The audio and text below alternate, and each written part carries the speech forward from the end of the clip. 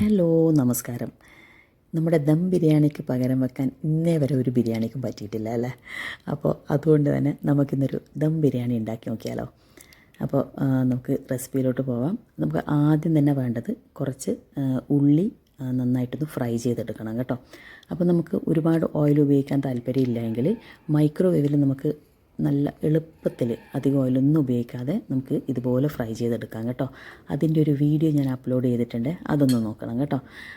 നമുക്ക് ഉള്ളിയുടെ കൂടെ തന്നെ സവാളയുടെ കൂടെ തന്നെ നമുക്ക് ഫ്രൈ ചെയ്തെടുക്കാനുള്ളതാണ് കാഷ്യൂനട്ടും കിസ്മിസും. അതും കൂടെ റെഡിയാക്കി വെച്ചതിന് ശേഷം നമുക്ക് ഇതിൻ്റെ മസാലയ്ക്ക് വേണ്ടുന്ന കാര്യങ്ങളൊക്കെ റെഡിയാക്കാം. അപ്പോൾ എല്ലാ അളവും ഞാൻ സ്ക്രീനിൽ കൊടുത്തിട്ടുണ്ട്, ഒന്ന് നോക്കണം കേട്ടോ. ഇത് നമ്മുടെ ജാതി പത്രിയാണ് കേട്ടോ. അപ്പോൾ ഇതൊക്കെ ഹോൾ മസാല ഇതിനാവശ്യമായിട്ടുള്ളത്. അപ്പോൾ നമുക്ക് കുക്കിംഗ് സ്റ്റാർട്ട് ചെയ്താലോ? നമ്മുടെ പാനിലോട്ട്, അതായത് ഞാൻ കുക്കറിലാണ് ഉണ്ടാക്കുന്നത്, വെളിച്ചെണ്ണയിൽ സെയിം വെളിച്ചെണ്ണയിൽ തന്നെ ഞാൻ ഉള്ളി ഇട്ടു. എന്നിട്ട് നന്നായിട്ടൊന്ന് ഫ്രൈ ചെയ്യണം. ഞാനൊരല്പം നെയ്യ് കൂടെ ചേർത്തിട്ടുണ്ട്.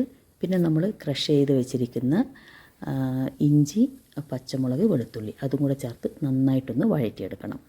അപ്പോൾ അതിൻ്റെ പച്ചമണമൊക്കെ മാറുമ്പോഴേക്കും നമ്മൾ അതിനകത്തേക്ക് തക്കാളി ചേർക്കണം. തക്കാളിയും ഒന്ന് നന്നായിട്ടൊന്ന് വഴറ്റിയെടുത്തതിന് ശേഷം നമ്മൾ ഇതിനകത്തേക്ക് ഗരം മസാല അല്ലെങ്കിൽ ചിക്കൻ മസാല ആഡ് ചെയ്യാവുന്നതാണ് കേട്ടോ.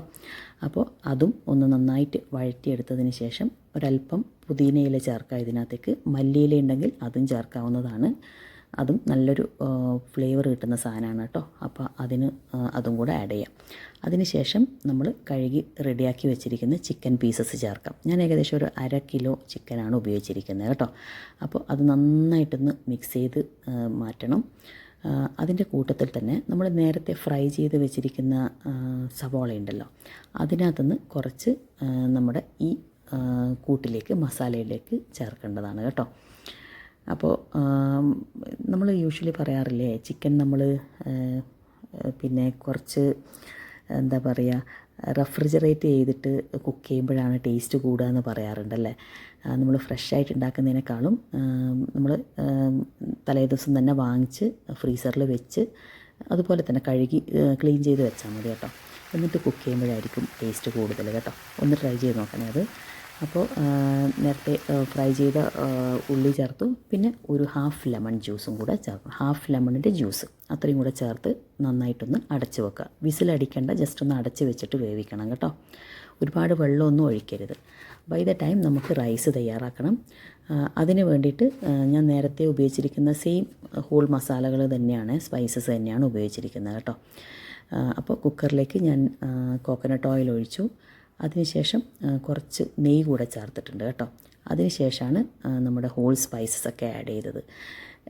ഇത് രണ്ടുണ്ടാക്കുമ്പോഴും ഞാൻ ഒരു കാര്യം ഓർത്തോളൂ, നമ്മുടെ സാജീരകമില്ലേ, സാജീരകത്തിനൊരു പ്രത്യേക ഫ്ലേവറാണ് കേട്ടോ. അത് ചേർക്കാൻ മറക്കരുത്. പെരിജീരകവും സാജീരകവും രണ്ടും രണ്ടാണ്. അപ്പോൾ രണ്ടും ഞാൻ ചേർത്തിട്ടുണ്ട്. അപ്പോൾ അതൊക്കെ ചേർത്ത് നമ്മുടെ അരിയും കൂടെ ഒന്ന് ഫ്രൈ ആയിട്ട് വരുമ്പോഴേക്കും ഞാൻ നല്ല തിളക്കുന്ന വെള്ളം അതിനകത്തേക്ക് ഒഴിക്കുക. പിന്നെ അതിനാവശ്യമായിട്ടുള്ള ഉപ്പും അതുപോലെ തന്നെ ഒരു 1/2 ലെമൺ ജ്യൂസ്, ഓക്കെ, അത്രയും കൂടെ ചേർത്ത് ഒന്ന് അടച്ച് വെക്കണം. വെയിറ്റ് ഇടരുത് കേട്ടോ. ഞാൻ ജസ്റ്റ് അടച്ച് വെച്ചതിന് ശേഷം ഒന്ന് വെന്തതിന് ശേഷമാണ് ആ വെയിറ്റ് ഇട്ടത് കേട്ടോ. അല്ലാതെ വിസിലടിക്കരുത് അതിന്.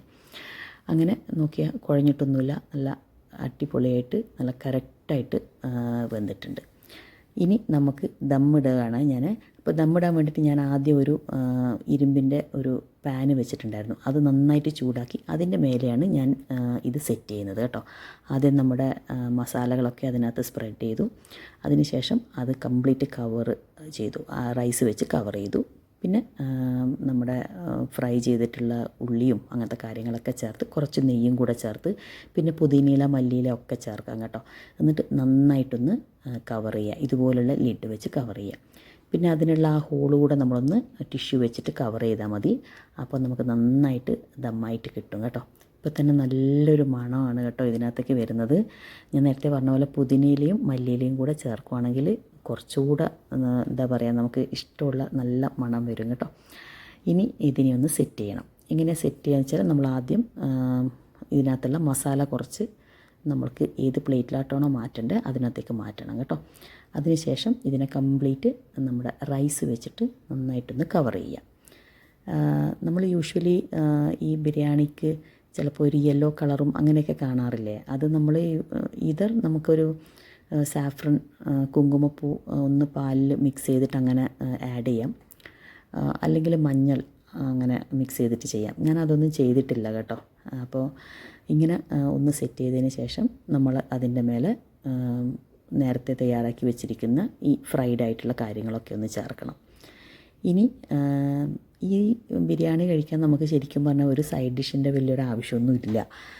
ഇതിൽ തന്നെ നമുക്ക് ആവശ്യത്തിനുള്ള മസാലകളൊക്കെ ഉണ്ട് കേട്ടോ. അപ്പോൾ അങ്ങനെ വലിയ കോംപ്ലിക്കേഷൻസ് ഒന്നും ഇല്ലല്ലോ. അപ്പോൾ നമുക്ക് ശരിക്കും ഉണ്ടാക്കാൻ എളുപ്പമല്ലേ. അപ്പോൾ ഒന്ന് ട്രൈ ചെയ്ത് നോക്കണം കേട്ടോ. അപ്പോൾ ഇനി ഇതിനെ നമ്മൾ വേറൊരു പ്ലേറ്റിലോട്ട്, സെർവിങ് പ്ലേറ്റിലോട്ടൊന്ന് മാറ്റണം കേട്ടോ. അപ്പോൾ നോക്കിയേ, അടിപൊളിയല്ലേ ഇത്. അപ്പോൾ ഞാൻ നേരത്തെ പറഞ്ഞതുപോലെ യൂഷ്വലി നമ്മളുണ്ടല്ലോ കണ്ണൂർ സൈഡിലൊക്കെ ഒരു ഈന്തപ്പഴ അച്ചാറുണ്ട് കേട്ടോ. അടിപൊളി അച്ചാറാണ്. ഒരു എരിവും ഒരല്പം പുളിയും മധുരമൊക്കെ ആയിട്ടുള്ളൊരു അച്ചാറാണ്. അതാണ് ഇതിന് ബെസ്റ്റ് കോമ്പിനേഷൻ. അപ്പോൾ ഞാനിവിടെ കുറച്ച് പുതിന ചമ്മന്തിയും റൈത്തയൊക്കെ ചേർത്തിട്ടാണ് കഴിക്കുന്നത്. അപ്പോൾ ഇങ്ങനെയാണ് നമ്മൾ യൂഷ്വലി ബിരിയാണി ഉണ്ടാക്കാറ് കേട്ടോ. അപ്പോൾ എങ്ങനെയുണ്ട്, നിങ്ങൾക്ക് ഇഷ്ടപ്പെട്ടോ? അപ്പോൾ ഇഷ്ടപ്പെട്ടാൽ ഒരു ലൈക്ക്, ഒരു കമൻറ്റ്. അപ്പോൾ see you in the next video. Thank U.